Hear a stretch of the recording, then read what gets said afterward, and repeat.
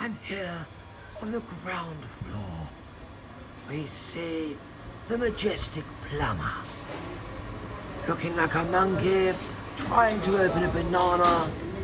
In his haste, I think he's forgotten his boss White. There he is, trying to see who is coming. In a moment, I'm sure he will reach for his sweets. But until then, he will carry on winding down the lonely road of plumbing. Here he finds a tool. He doesn't know how to use this tool yet, but he shall figure it out. Ah, maybe like this. Oh my God, it's amazing watching this person. There he goes. Sit. Yes. Just basics, amazing. Take back to his hair.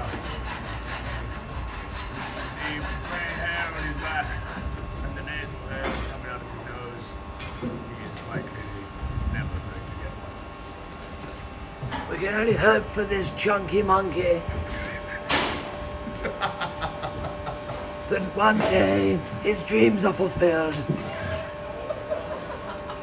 and the sweet supply never stops.